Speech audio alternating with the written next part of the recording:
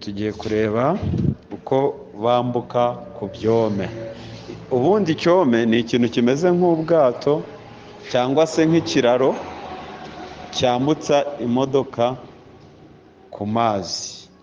Ni ukuvuga ngo ikinyabiziga bagishyira ku cyome, noneho cya cyome cyo kikagenda kibirindura kikageza ikinyabiziga hakurya cyangwa se hakuno. Ntabwo ikinyabiziga iyo kiri mu cyome cyo ntabwo kiba kigenda. Tugiye kureba rero ibinyabiziga byambuka imbere y'ibindi. Hano rero atasiyo ihari, ni ukubitondeka uko bimeze. Ho ni hahandi,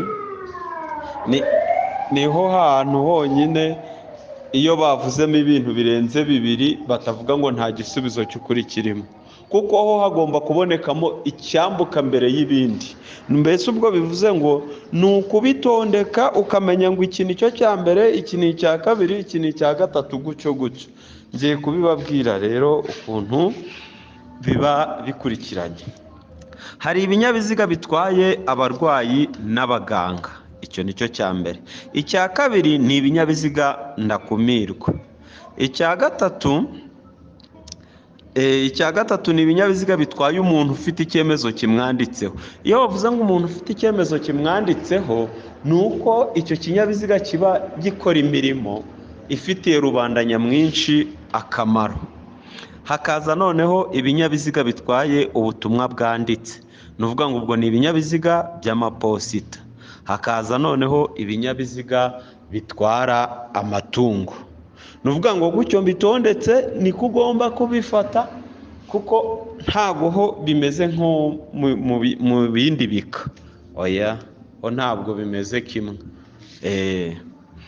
Noneho ibibazo byose rero bakubaza ku binyabiziga bigiye kwambuka mu byome tugiye kureba.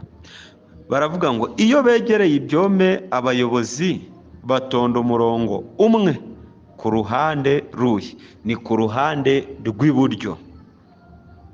Icyo kirumvikana. Mbere y'uko ikinyabiziga gishyirwa mu cyome hakorwa iki? Abantu bose bavamo uretse umuyobozi w'ikinyabiziga n'umuherekeza. Umuherekeza rero w'ikinyabiziga aba ari konvoyeri.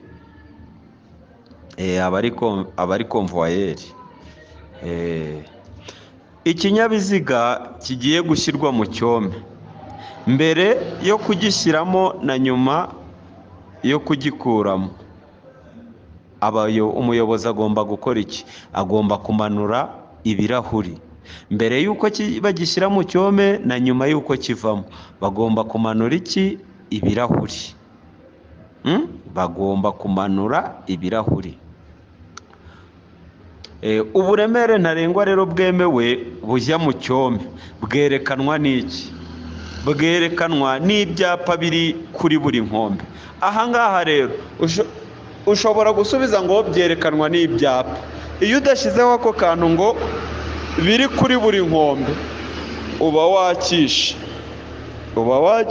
ubyumve. Igisubizo ni ibyapa biri kuri buri nkombe. Ibyo nibyo bibazo bakubaza ku byerekeye ibyome.